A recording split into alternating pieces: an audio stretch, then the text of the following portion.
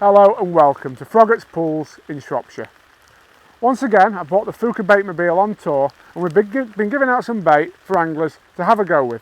But first, I've been sneaking some 2-in-1 in the margins and already I can see quite a few hungry carp are homing in. So I think we could be in for something quite special today.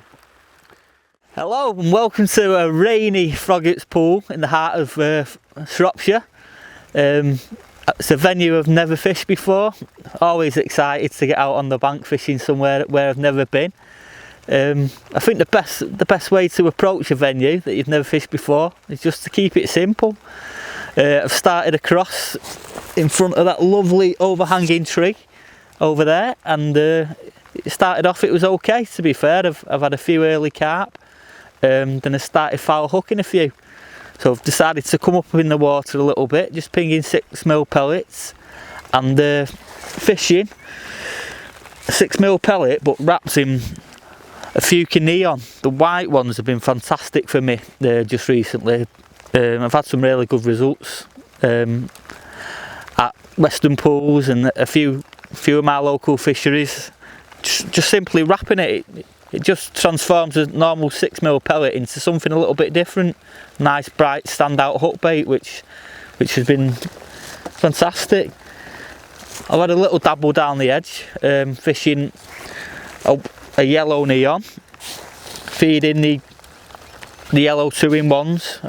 I think with a lot of anglers being out on the bank recently, I think corn has been a bait that's been well used over the last few weeks, and I think yellow was just a really good go-to starting off point. Yeah, so what I've been doing, 16 km micro bait band. Banding tool is really helpful, especially when it's wet. It can be a bit tricky putting a pellet on. There's just a normal 6mm pellet on a band, but just to give it that little edge. Got the white neon. I tend to use 2, just flattening them together. You can see all the attractant and everything on my hand there where it's coming off. It's almost like making it into a paste to wrap round your pellet. It don't have to be perfect. I kind of like it with a bit of a jagged edge because it just helps them attractants leak out. And there you go, you've transformed the 6mm pellet into something that is just a fish catching machine in my eyes. You've got the bright white colour, imitates bread, imitates a washed out pellet because they go lighter in colour. And once you drop it in the water, you'll see all the attractants come off. It's just a fantastic bait and just a little edge that you can have to your fishing that will put you 3 more fish in the net. So yeah, the snowball pellet. Not many families and not many areas have the history that this place does. It's actually been in the Froggatts family for the last 10 generations, which puts it back to about the 1600s. We've dug a specimen pool, and now we have catfish in there up to £25, and the specimen carp go up to £30. Going back to the match pools, the open matches, the weights in the summer normally get just over £100, and in the winter anything from £40 to £60. This last year we've just done a bit more infrastructure. We've put some electricity in and also got the borehole going, so we're not so dependent on all the weather to keep the oxygen levels okay. Last year we've also dug 3 stock pools, so we are open to grow our own fish on, so we can stock the pools a bit more heavy. And the last project we've done, we've just put 2 lodges up over top of the specimen pool, so we've also got the All Day Venture going this year as well. On the Friday nights we started doing matches, and some of the Fridays I've been into the JMC tackle, and Chris has been giving me these new baits to try. The yellow bait I found was very good. It does the same sort of colour as the sweet corn obviously, and it does stick on the hook very well. And last year we did manage to find quite a nice few carp in the margins with them as well. Came to Froggatts probably about 5 years ago. I've been into all sorts of fishing in the past, mostly big carp fishing. Got hooked, excuse the pun, but on match fishing. Lovely run fishery.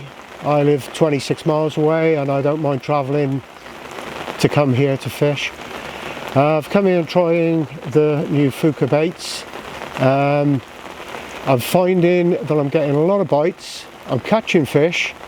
The only thing is, my own problem, I think, is I've got the bait a little bit damp and I find it a little bit greasy on my fingers. But I'm having plenty of bites and catching fish. And it is a bait that I will keep with me and use, especially on silvers. I'm catching a few silvers. I am catching carp on the bigger baits, the neons. But yeah, it's very manipulable. You can put it into any shape you like. I've squeezed baits together and I've caught fish. So very pleased with the bait. Very pleased with the bait.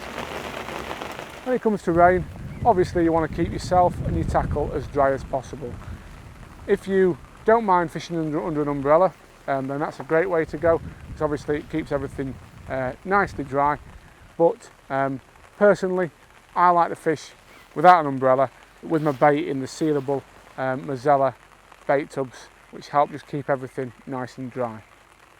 One final point about rainy weather. Often the best tactics are fishing on the bottom or mid-water to the bottom. Fish don't often come shallow when it's raining.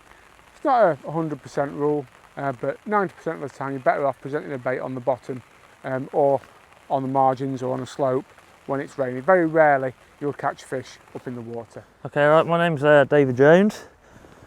When I was a little kid, I had no patience, thought fishing was not for me. I went once with my mate's granddad, fell in love really, to be honest. You know, you start off little and just work my way up to fishing bigger matches now. Tim asked me, he said, you know, I don't mind popping out and helping the youngsters, because obviously they're new, they don't know how to tie hooks, they don't know, how to set rods up. So I said, I'm more the merrier, you know, I'll come out, I'll help them. And we was down on the mole pit the first match. I just walked around, you know, you happy? Oh, could you help me set the rod up? Yeah, of course, show them how to do it, you know, and hopefully in time that they'll be able to do it. And yeah, just keep them happy, you know, try and get more young people into fishing, you know. Not sat at home watching telly or playing games, you know, come out, enjoy yourself. And like I said, we had 15, they all caught fish and they love it. I'd definitely recommend the Fjuka bait to young anglers, to be honest. Like I said, a lot of them ain't very good at, you know, all these banded hooks and that. It's straightforward, isn't it? You can shape it however you want, hook it.